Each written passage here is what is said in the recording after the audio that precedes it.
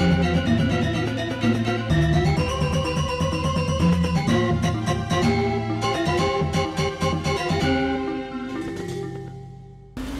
Swastiastu, pemirsa Bali TV, dimanapun Anda berada, kembali saya, Nyoman Winata, Redaktur Pelaksana Harian Bali Pos, menjumpai Anda dalam Bali Pos Talk.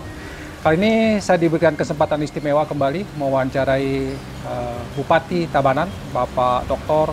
Komang Gede Sanjaya SEMM. Berkaitan dengan apa? Berkaitan dengan bagaimana perjalanan 3,5 tahun kepemimpinan beliau di Bali, di Tabanan maksud saya. Kita akan melihat evaluasinya, kemudian hasilnya, apa-apa yang sudah dicapai dan apa yang sudah dirasakan oleh masyarakat Tabanan. Kita sapa dulu Pak Bupati kita. Om Swastiastu. Om Swastiastu, Pak Nyoman, maupun pemirsa Bali TV yang sangat saya hormati. Gimana kabarnya? Sehat ya? Baik, sehat-sehat. Astungkara, Rahayu. Ya. Program Bunga Desa masih terjalan ya? Masih lancar, ya. Terus. Satu-satunya Bupati. Udah banyak waiting list ini. Bupati yang berkantor ya, Bungan Desa, Bupati ngantor di desa. Baik, Pak Bupati, kita bicara tentang perjalanan 3,5 tahun memimpin Tabanan. Dengan visi Tabanan era baru yang aman, unggul, madani. Dan madani. Gimana nih 3,5 tahunnya Pak Bupati? Bisa diceritakan? Baik, terima kasih Pak Nyoman, pemirsa Bali TV yang sangat berbahagia. Saya Bupati Tabanan, Komang Gede Sanjaya, di dalam rangka diberikan amanah, mandat oleh masyarakat Tabanan menjadi bupati. Selama ini sudah tidak terasa waktu berjalan, sudah 3,5 tahun. Ini kita tidak penuh menjalankan roda pemerintahan 5 tahun karena ada pemilu serentak. Jadi jabatan kita, para bupati ini dipotong 1,5 tahun, tapi tidak apa, karena memang ini sebuah regulasi, memang sebuah aturan pusat yang memang harus kita laksanakan, tapi tidak masalah. Tapi selama 3,5 tahun ini kita bersama menjalankan visi misi Tabanan era baru ini dengan visi misi Nangun Satkerteh Loko Bali melalui pola pembangunan semesta berencana menuju Tabanan era baru yang aman, unggul, dan madani. Nah, di dalam Nangun Satkerteh Loko Bali itu kan sebuah konten kearifan lokal. Itu budaya yang hanya dimiliki oleh masyarakat Bali. Visi misi di luar Bali belum tentu melaksanakan ini. Karena ini roh daripada visi misi apa yang kita mau jalankan di Bali ini. Karena kita ini Bali yang notabene adalah mayoritas orang Hindu, suku Bali ini harus menjalankan ajaran-ajaran kearifan lokal budaya masa lalu. Salah satu Nangun Satkerteh Loko Bali. Bagaimana menjaga keseimbangan, keharmonisan jagat Bali ini, baik secara skala lan skala apanya, keramonya manusianya, yang kedua adalah budayanya, yang ketiga adalah alam lingkungannya. Jadi ada 3 aspek yang perlu dijaga. Ada Dano Kerteh, Jano Kerteh, Atmo Kerteh, Wano Kerteh, Segaro Kerteh, dan Buano Kerteh. Ada 6. Nah, ini yang perlu dijaga. Semua sudah kita lakukan di pemerintahan Kabupaten Tabanan, bahkan di Bali. Nah, konten yang berikutnya adalah pola pembangunan semesta berencana. Ini ada 5 program yang wajib bagi kita lakukan selama 3,5 tahun ini. Yang pertama adalah pangan sandang papannya. Kita ukur apakah sandang pangan papan di Tabanan ini sudah bisa kita lakukan dengan baik sehingga nanti masyarakat menjadi aman, unggul, dan madani. Yang kedua, cek dulu pendidikan kesehatannya. Cek dulu apakah sudah aman, sudah unggul, sudah madani. Madani artinya sejahtera. Yang ketiga, jaminan sosial tenaga kerjanya. Bagaimana indikator masyarakat Tabanan, apakah sudah aman, unggul, dan madani. Yang keempat, pelestarian adat, agama, dan seni budaya. Yang kelima, pariwisata dan infrastruktur dalam 5 bidang ini. Kita cek dulu 5 bidang ini apa indikatornya sehingga menjadi masyarakat yang aman, unggul, dan madani. Nah, Stungkare, di dalam perjalanan 3,5 tahun ini, ketika tahun pertama kita membangun infrastruktur, hampir semua infrastruktur kita udah bangun di jalan. Tinggal lagi di Tabanan, tinggal lagi dikit. Memang sih tidak bisa menuntaskan semuanya, karena terbatas anggaran, terbatas waktu, terbatas regulasi. Karena di Tabanan ini, perlu saya sampaikan kepada pemirsa semua, di Tabanan kan tidak semua jalan kabupaten. Ada jalan negara, ada jalan provinsi. Yang kewenangannya provinsi, walaupun ada di Tabanan. Ketika rusak, masyarakat kan tidak tahu bahwa itu jalan provinsi, kabupaten, jalan desa, kan tidak tahu. Taunya jalan itu bagus. Nah, kami tidak boleh melakukan perbaikan-perbaikan karena Ya. harus seizin daripada provinsi dan negara. Ya. Kalau wilayah kami adalah jalan kabupaten. Ya. Dan di Kabanan yang hampir ada 133 desa, ada 10 kecamatan, hampir 40% adalah jalan desa. Nah, jalan desa ini kan undang-undang kan tidak boleh kabupaten melaksanakan. Oh, ya? Harus ada pola gotong royong. Gotong royong. Atau jalan desa naikkan statusnya jadikan jalan kabupaten, baru kewenangan boleh. Jadi ini kan masyarakat tidak tahu. Nah, ini juga hambatan-hambatan yang kita lakukan. Tapi Astungkara berkat kerjasama dengan Bapak Perbekel, tokoh-tokoh desa, jalan usaha tani, dengan Subak segala macam, kita polakan. Akhirnya dengan jalan desa, jalan apa itu kita BKK-kan boleh, bantuan khusus kabupaten. Atau dengan jalan partisipatif. Kita punya program Sida Aum namanya. Jadi sistem infrastruktur desa. Caranya apa? Kita memberikan materialnya, pasir, batu, koral. Jadi Sabtu Minggu masyarakat yang membeton jalannya atau mempaping jalannya. Ini yang keren di Tabanan, partisipatif. Ini yang sangat diminati. Astungkara.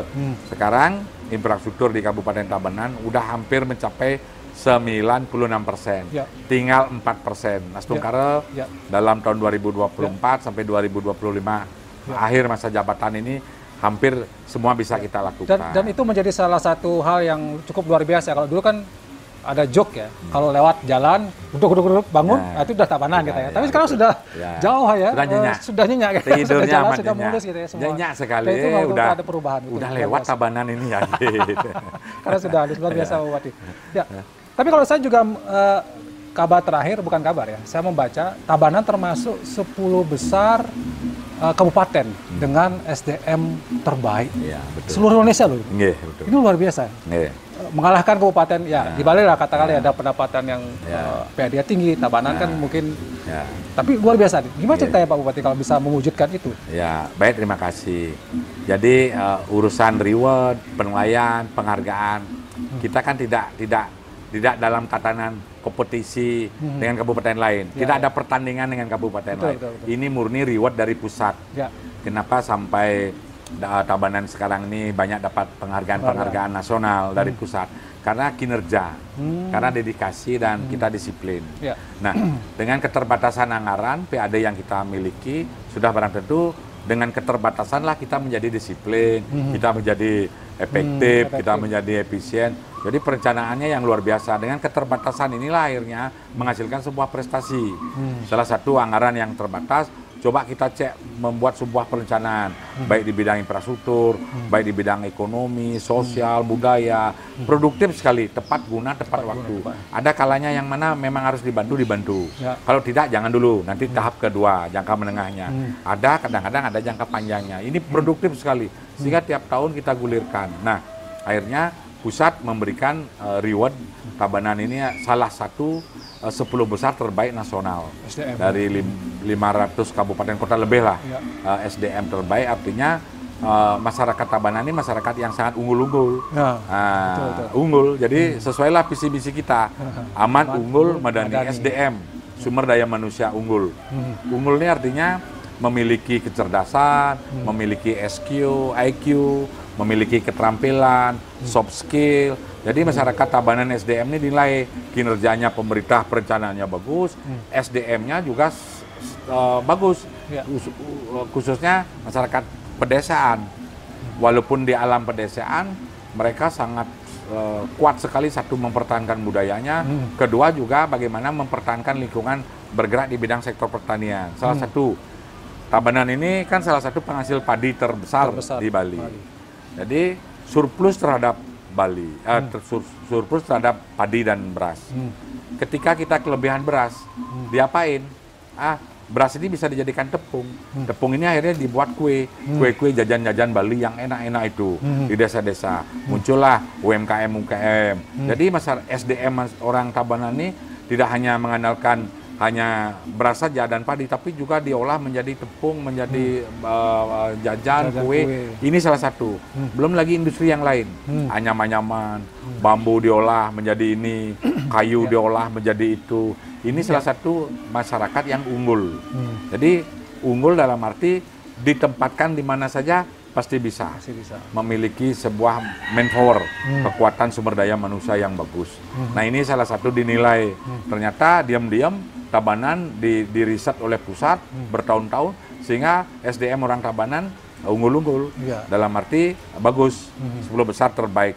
Mungkin dilihat daripada walaupun PAD kita masih keterbatasan, tapi kok bisa dia strike hidup, kuat hidupnya, Kuat, ya. karena mereka bisa Ya. mampu berdikari, Ya, mandiri. Inilah salah satu karakter orang Tabanan, berdaulat, berdikari, dan berkepribadian. Baik. Nah, Salah satu penghargaan juga yang terakhir kita baca juga tentang apa ya, dari BKKBN ya, Manggala Karya Kencana kalau tidak salah. Ini juga bagian dari pembangunan. Kalau saya tidak salah dengar Bungan Desa juga ada Semera Ratih, bagaimana Pak Bupati memperhatikan betul persoalan kependudukan yang ada di desa-desa ini.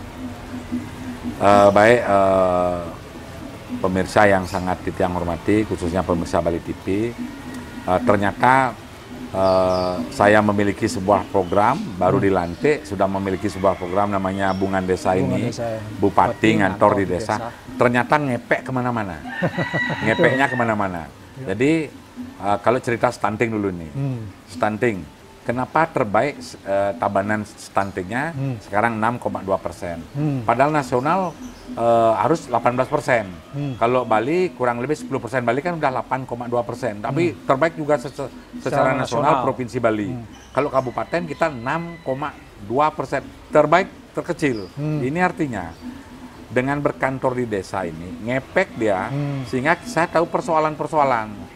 Karena kalau bicara stunting, masyarakat katakanlah cebol, kurang gizi, ada kemiskinan ekstrim, apapun persoalan di desa, dengan saya berkantor di desa, semua masalah kita lihat. Maka dari itu, untuk mencegah semua persoalan di hulu, bukan setelah stunting baru kita kasih makan gratis, kasih susu, kasih ini. Orang kan tetap stunting. Kalau ini kan orang baru mau kawin, catin, sudah diberikan edukasi tentang bagaimana nanti mengarungi dunia bahtera perkawinan, bagaimana orang hamil, bagaimana melahirkan, sehingga tidak melahirkan anak yang stunting. Ini yang keren sekali ini. Makanya kita dapat penghargaan dari BKKBN salah satu, bagaimana pemerintah Tabanan sudah bisa mengatasi persoalan kekeluargaan, keberencanaan keluarga yang harmonis, baik, sehingga indeks kesehatan orang Tabanan ini bagus-bagus. Nah ini karena kita bekerja di hulu. Belum lagi yang lain-lainnya. Kemarin kan saya kebetulan mendapatkan juga satu-satunya di Indonesia, salah satu kabupaten yang mendapatkan penghargaan dari BKKBN, Manggala Karya Kencana ini. Salah satu karena dilihat dedikasi kita, konsisten, komitmen, bagaimana mesejahterakan masyarakat. Nah memang di dalam visi misi kami bukan penghargaan yang kami cari, sebenarnya itu bagaimana menciptakan masyarakat yang aman, unggul, madani, sejahtera. Itulah tugas kita di Kabupaten Tabanan dengan keterbatasan, tapi kita bisa melaksanakan apa yang menjadi tanggung jawab kita sebagai Bupati. Baik. Oke, sudah hampir 15 menit Pak Bupati. Ya, sebagai di ujung ya, tetap kita berikan kesempatan Pak Bupati ada closing statement atau mungkin harapan, penekanan kembali ya pada masyarakat Tabanan ini, yang terutama bagaimana Pak Bupati yang sudah luar biasa bekerja ini juga apa namanya kedepannya berharap tentu masyarakat Tabanan akan lebih sejahtera lagi. Silakan Pak Bupati. Terima kasih. Saya sering kalau saya turun ke desa-desa pasti saya ajak sekarang bukan hanya masyarakat secara umum, khususnya sekarang ini kan kita sudah mengalami dunia transformasi digitalisasi, arus informasi yang begitu dahsyat luar biasa. Nah pertanyaannya, apakah kita sebagai orang Bali masih bisa bertahan untuk pelestarian adat, agama, dan seni budaya? Karena di situ tercantum di dalam visi misi kami yang poin 4 adalah menjaga pelestarian adat, agama, dan budaya. Kita anak muda Gen Z ini, saya ajak bagaimana menjaga eksistensi Bali yang sudah dari zaman dulu sudah dianugerahi alam yang sangat indah, eksotik, sampai tamu dari mancanegara pun akan datang ke Bali. Karena apa? Budayanya dan keindahannya. Juga SDM orang Bali, SDM-nya unggul-unggul, bagus-bagus, bertata krama, baik-baik, lurus, mono, polos, tidak suka hal yang aneh-aneh. Nah, pertanyaannya bagaimana kita menjaga itu? Nah, harapan saya sebagai Bupati, sebagai masyarakat Bali, Tabanan, ayo kita jaga tetap ajak Bali ini selamanya, sehingga Bali ini menjadi menginspirasi buat provinsi yang lain, bahkan menjadi menginspirasi buat dunia yang lain. Bagaimana kita menjaga ekosistem Bali ini, budayanya, SDM-nya, keramonya, dan alam lingkungannya. Baik, terima kasih Pak Bupati, luar biasa. 3,5 tahun perjalanan memimpin Tabanan, sudah banyak prestasi yang diukir, dan tentu masyarakat Tabanan merasakan betul apa yang sudah dilakukan oleh Pak Bupati. Mudah-mudahan ini bisa terus berlanjut sehingga masyarakat Tabanan ini semakin sejahtera lagi ke depannya. Demikian Bali Post Talk kali ini, saya ucapkan terima kasih atas perhatian Anda. Saya tutup dengan Parma Santi. Om Santi. Om Santi, Santi, Santi, Om. Terima kasih, sampai jumpa.